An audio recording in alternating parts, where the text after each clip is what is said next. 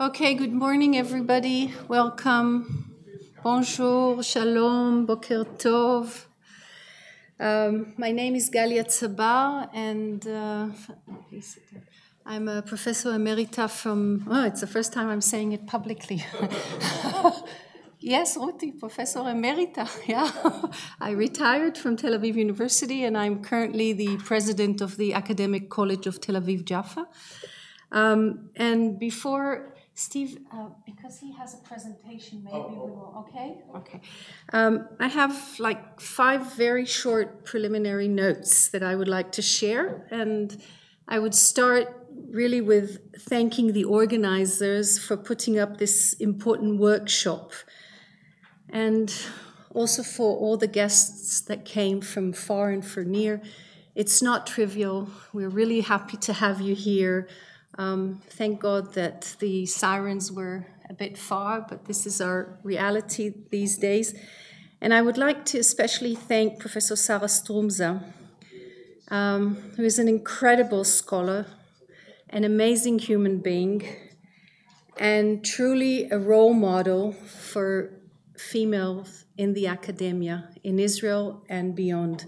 So really, Sarah, thank you very, very much. The second point is that within the context that we are here, I would like to extend my personal thanks to 2 people, 2 scholars, one that is no longer with us, and the other who is still kicking and alive. The first is Professor Nehemiah Lev Zion, who was my teacher and mentor at the Hebrew University. And the second one is Steve Kaplan, who was both my teacher and my PhD supervisor. So thank you, Steve. Now, when talking about African history or history in Africa, as teachers, we always start with Trevor Ruper's famous saying that Africa had no history, and the only history it had was when white people came, or when Europeans came to Africa. And I think that all of us who are teaching, we share this, that we keep proving Trevor Ruper wrong. And for many years we thought that no one holds this idea anymore, and if they do, they're smart enough not to say it out loud. And then in 2007 came Sarkozy in a conference in Senegal and actually said that Africa is not part of world history, or in another way that he said it, Africa has not entered history, if I'm translating him correctly.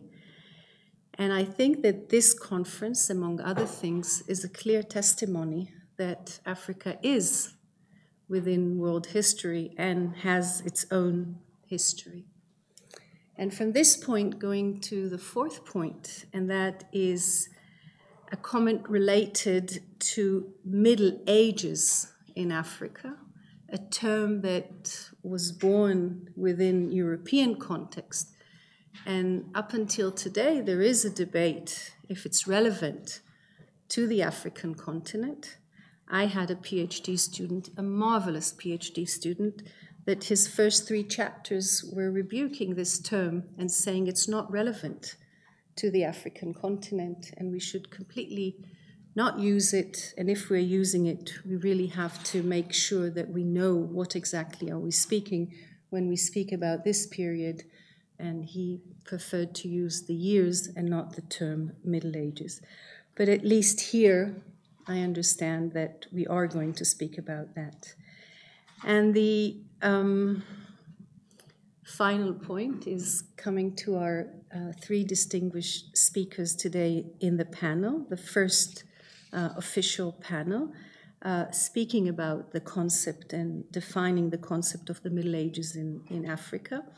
I will introduce each of the speakers before he speaks, but after my formal introduction, I would like each one of you to add 1 piece of information about yourself that you have not sent to us, and doesn't have to be related to the academic world, because we all know that all research is very personal and very subjective, And I'll just give you a hint that yesterday, although I know Steve for many, many years, I learned that he loves cooking.